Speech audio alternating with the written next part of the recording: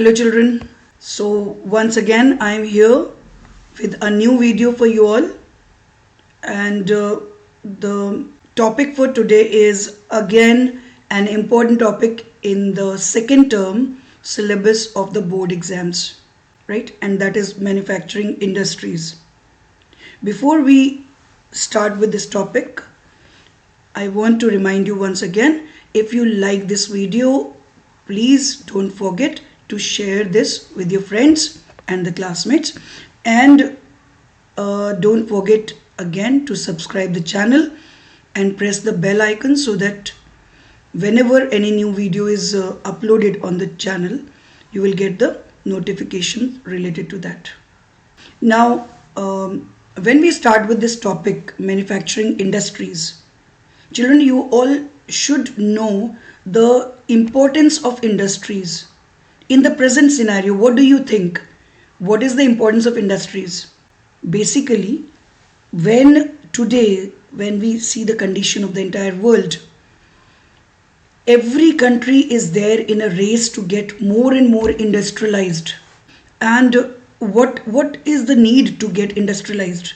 You know, children, to be a part of the entire, you can say, the entire world in that competition, to stay there, for that any country has to get developed, right?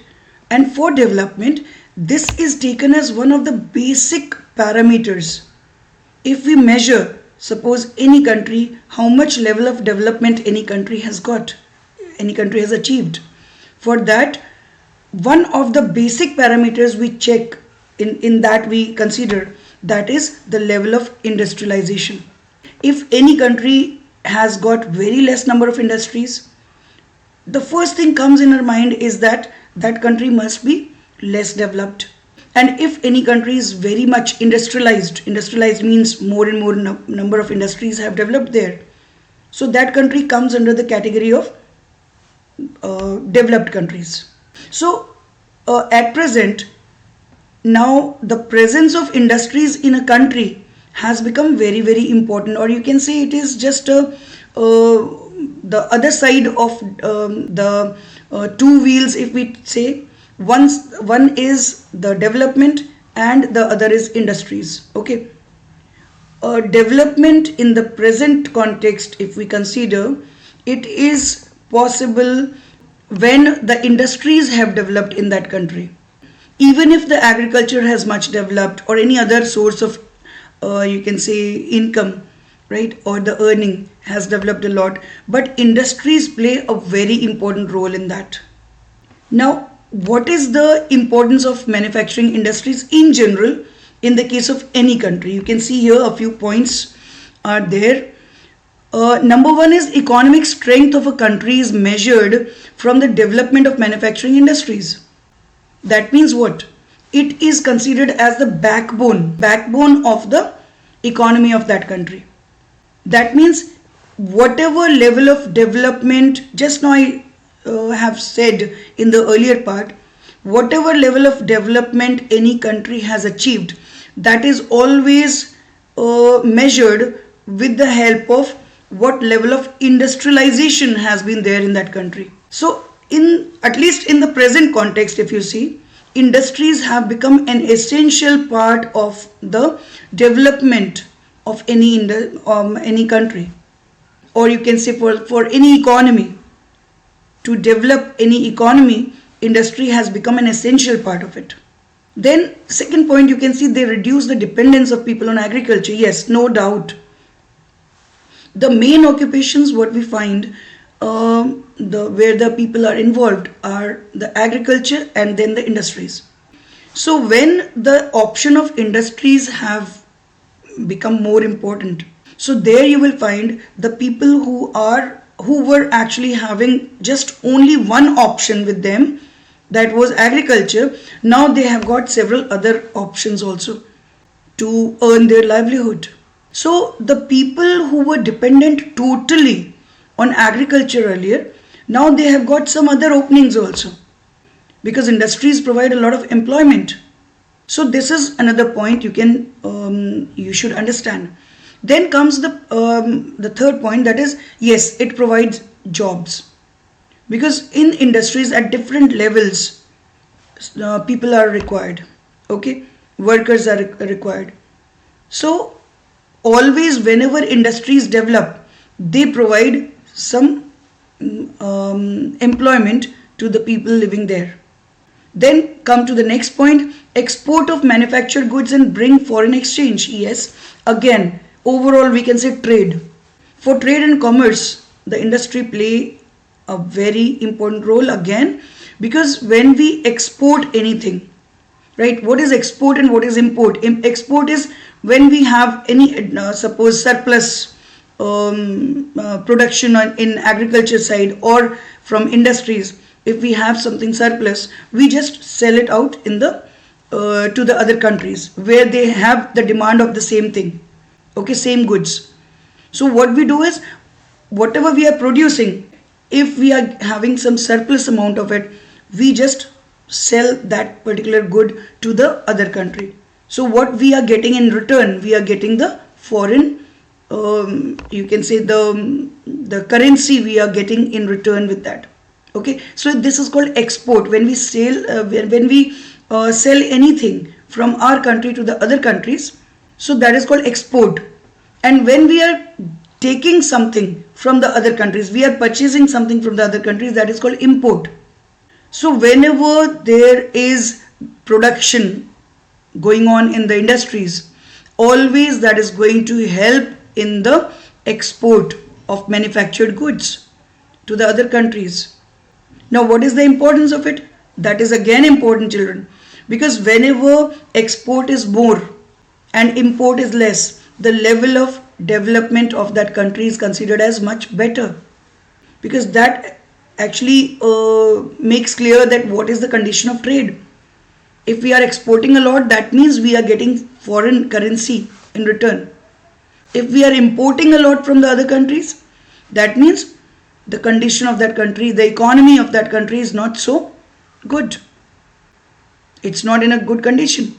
So this is how we measure the level of development of any country.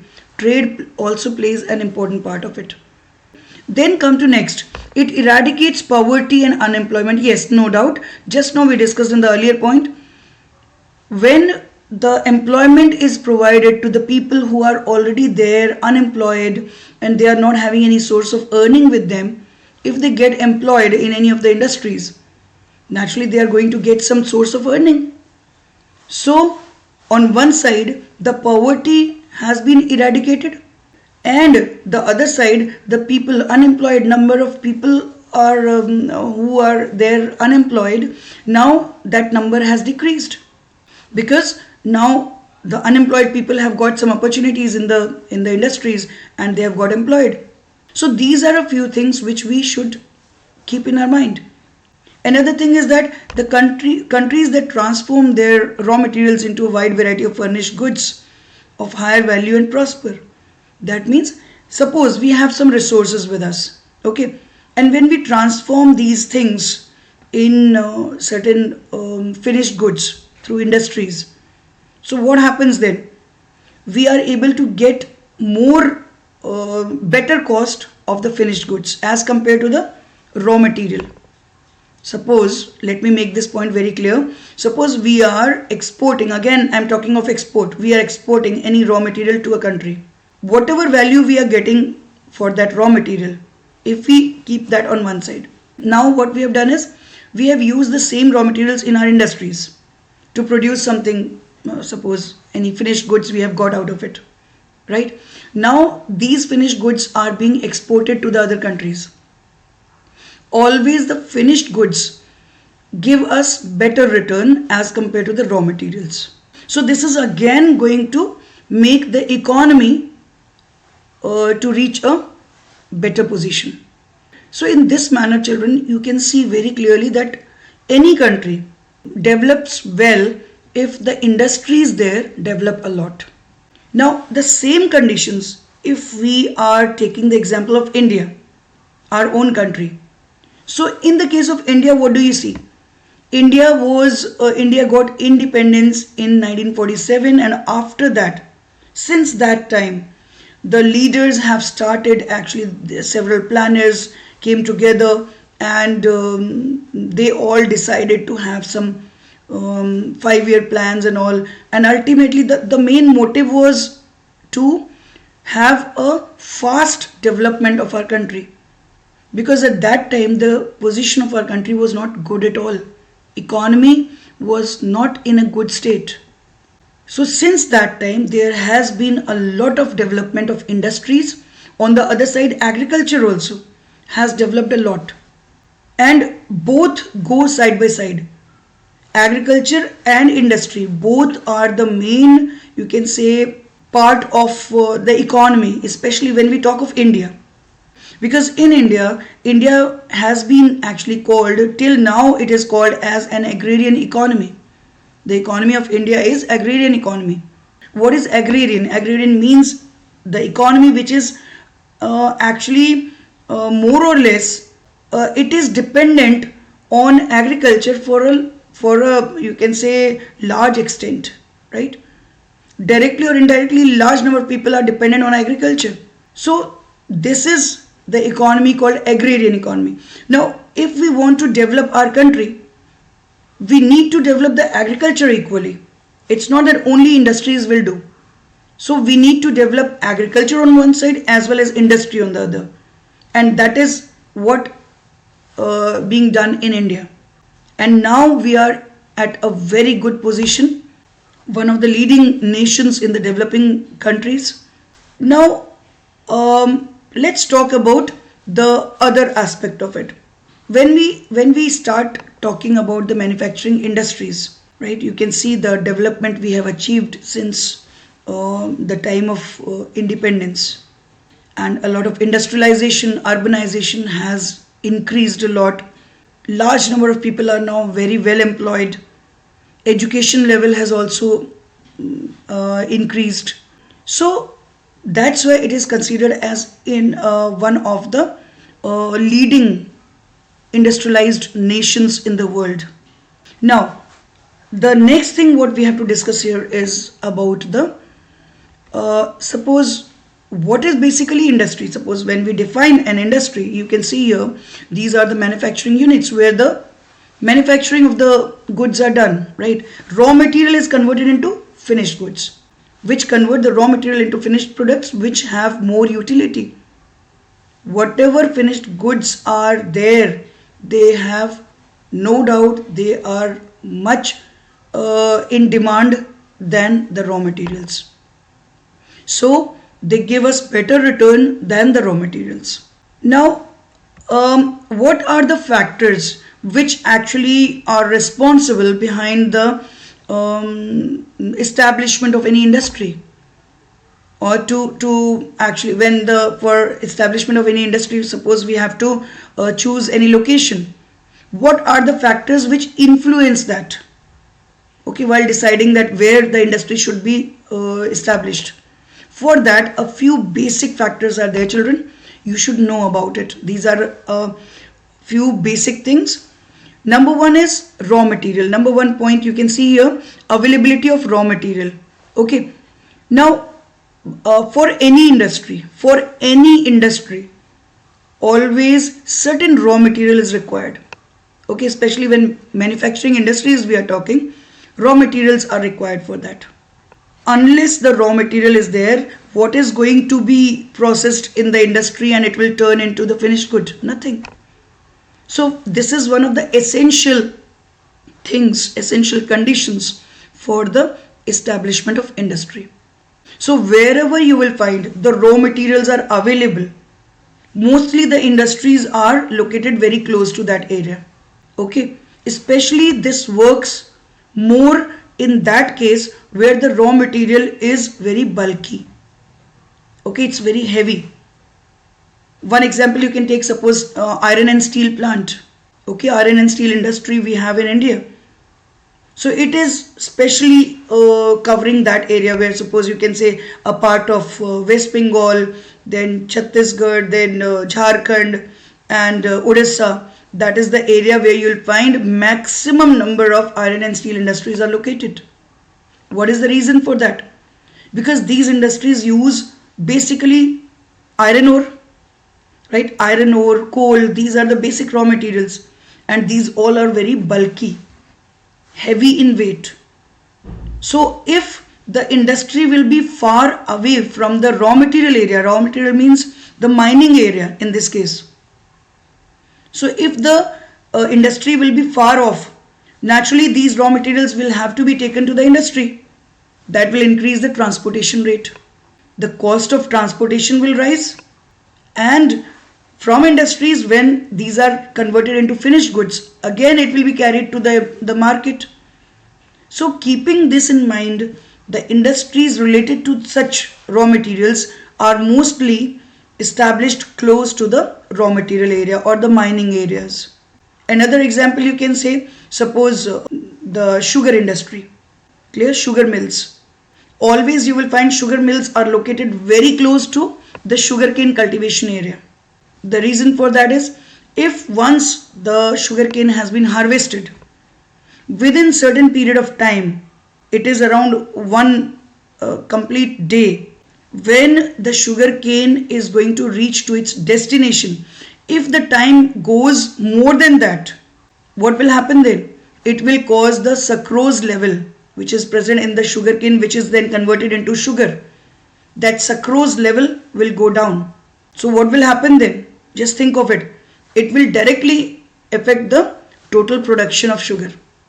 And this is the reason, this is the big reason why the sugar mills are located very close to the sugarcane producing areas. Now come to next, transport. Transport, again, one of the basic, you can say, requirements for the working of industry. Because industries, children, that is just one unit. That unit has to get the raw materials for some or the other way, place. So one side they have to get the raw material, and after these raw materials have got processed in that industrial unit, we have got some finished goods. Now these finished goods have to be sent back to the market. For that, what is working here? The transportation.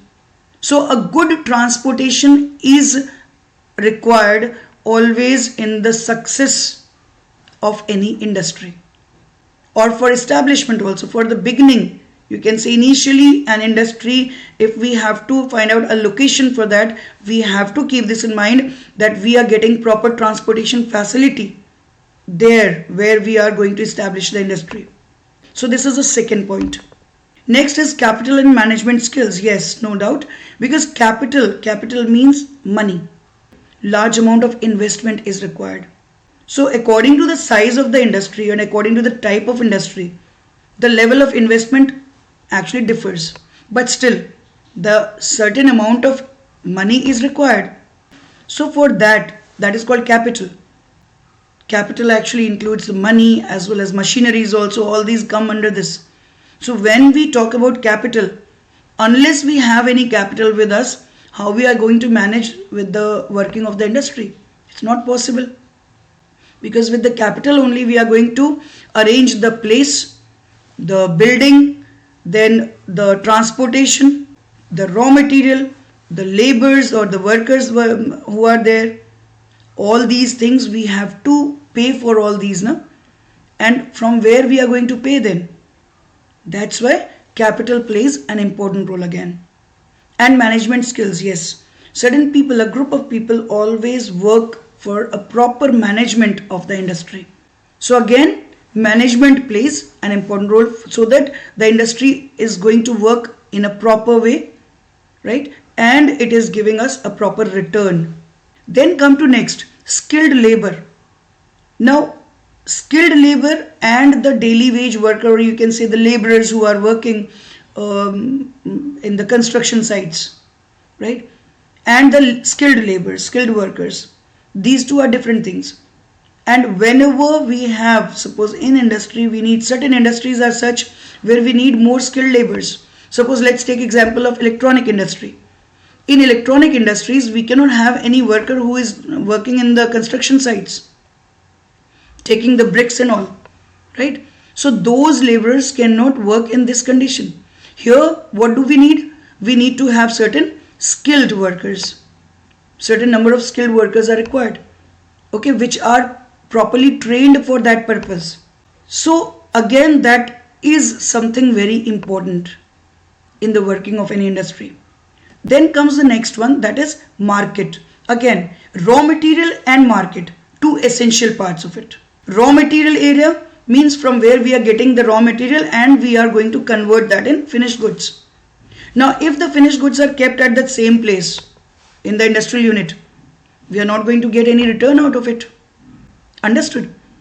And if we are sending that with the help of any transportation, we have sent that to the market. In market only, it's going to be purchased by different people. So market is one of the basic requirements for the working of industries, for success of any industry. These days you will find, children, with the development of the transportation, various transportation facilities, market has also increased. All the big cities are now well connected with different production areas. So how it is helping? As the products are there ready to be sent to the market, these are carried by very fast transportations to the market. And markets are actually such, you will find two type of markets are the one is domestic market, that is the market which we are having within our country, and one is international market. When we send these things to the other countries, that is called international market, that is we are exporting that. So anyhow we are going to get proper return for our finished goods. So market is again one essential thing. Now come to next, water supply. Water supply is again one of the important thing which you should keep in mind. But one thing is there, children, water supply is not essential in all the industries. Again, industry to industry it changes. That means again I am giving you one example of the electronic industry on one side and the example of suppose the leather industry on the other. In leather industry we need large quantity of water, or in textile industry we need large quantity of water, but in the electronic industries we don't need any water at all.